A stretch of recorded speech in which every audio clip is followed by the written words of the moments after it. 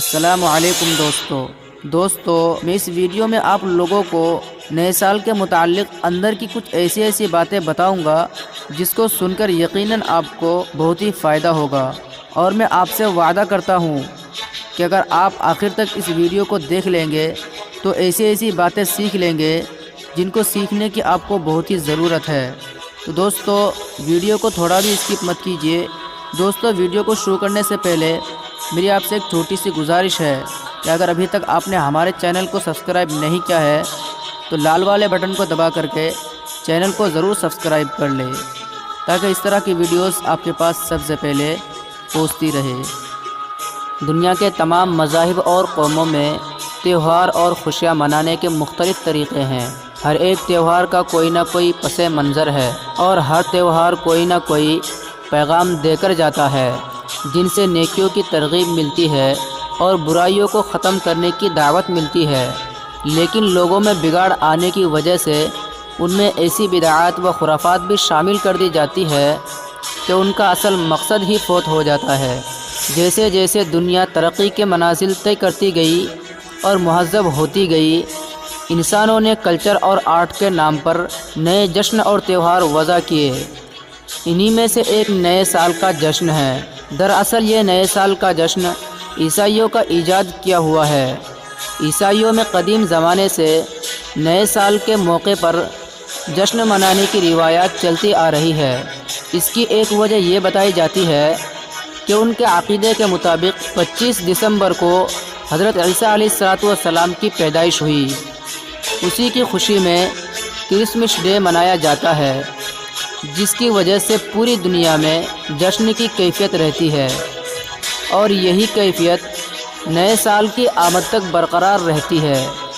دوستو نئے سال کے جشن میں پورے ملک کو رنگ برنگی لائٹوں اور قمقموں سے سجایا جاتا ہے، اور 31 دسمبر کی رات میں 12 بجنے کا انتظار کیا جاتا ہے، اور 12 بجتے ہی ایک دوسرے کو مبارکبادی دی جاتی ہے، کیک کاٹا جاتا ہے، ہر طرف ہیپی نیو ایئر کی صدا گونجتی ہے، آتش بازیاں کی جاتی ہے، اور مختلف نائٹ کلبوں میں تفریحی پروگرام رکھا جاتا ہے جس میں شراب و شباب اور ڈانس کا بھرپور انتظام رہتا ہے، اس لیے کہ ان کے تفریح صرف 2 چیزوں سے ممکن ہے، پہلی لڑکیوں سے، دوسری شراب سے۔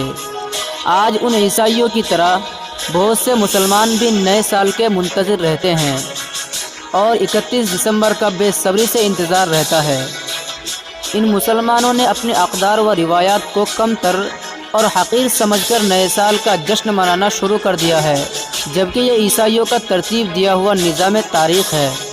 مسلمانوں کا اپنا قمری اسلامی نظام تاریخ موجود ہے جو نبی کریم صلی اللہ علیہ وسلم کی ہجرت سے ملا ہوا ہے، جس کا آغاز محرم الحرام سے ہوتا ہے۔ یہی اسلامی کیلنڈر ہے، لیکن افسوس تو یہ ہے کہ ہم میں سے اکثر کو اس کا علم بھی نہیں ہو پاتا۔ دوستو آج مسلمان نئے سال کی آمد پر جشن مناتا ہے۔ کیا اس کو یہ معلوم نہیں کہ اس نئے سال کی آمد پر اس کی زندگی کا 1 برس کم ہو گیا ہے؟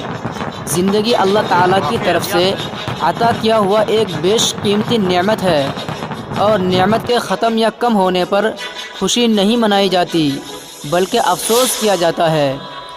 گزرا ہوا سال تلخ تجربات، حسین یادیں، خوشگوار واقعات اور غم و الم کے حادثات چھوڑ کر رخصت ہو جاتا ہے، اور انسان کو زندگی سے بے ثباتی اور ناپائیداری کا پیغام دے کر الوداع کہتا ہے۔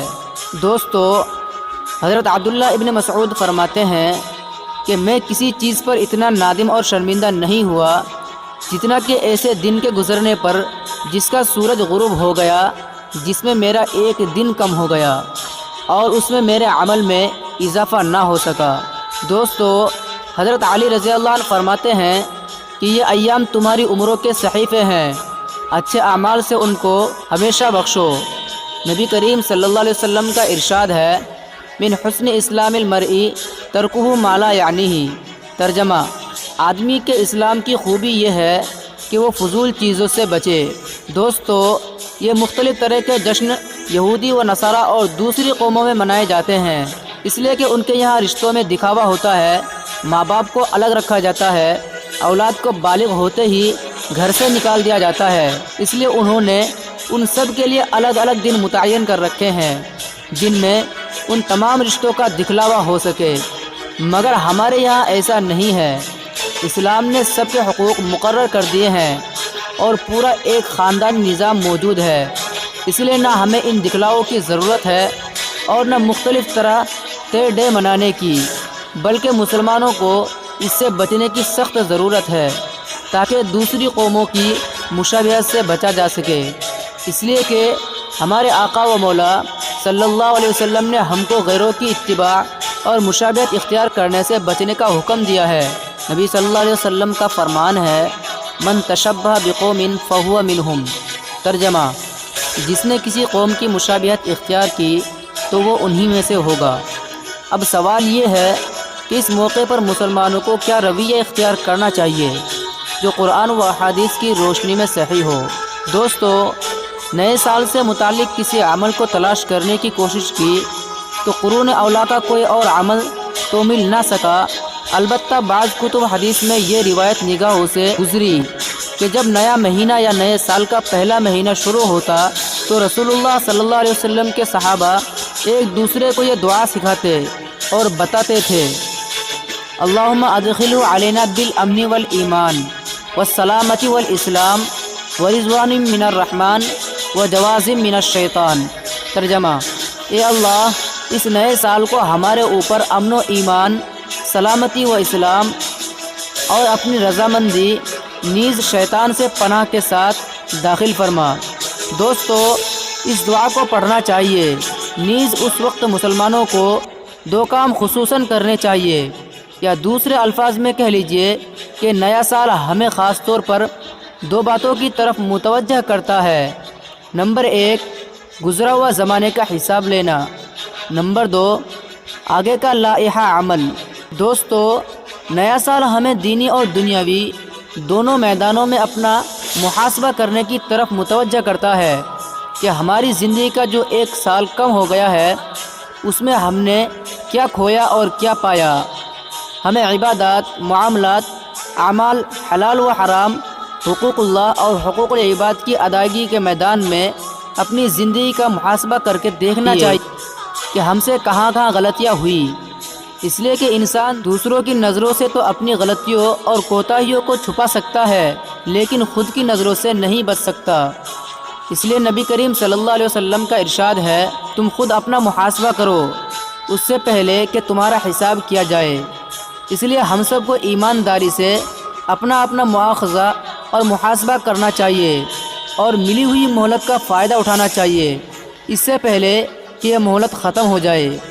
دوستو، اسی کو اللہ جل شانہ نے اپنے پاک کلام میں ایک خاص انداز سے ارشاد فرمایا ہے۔ ترجمہ: اور جو کچھ ہم نے تمہیں دے رکھا ہے اس میں سے، یعنی ہماری راہ میں، اس سے پہلے خرچ کرو کہ تم میں سے کسی کو موت آ جائے تو وہ کہنے لگے، اے میرے پروردگار، مجھے تو تھوڑی دیر کی مہلت کیوں نہیں دیتا کہ میں صدقہ کروں اور نیک لوگوں میں سے ہو جاؤں۔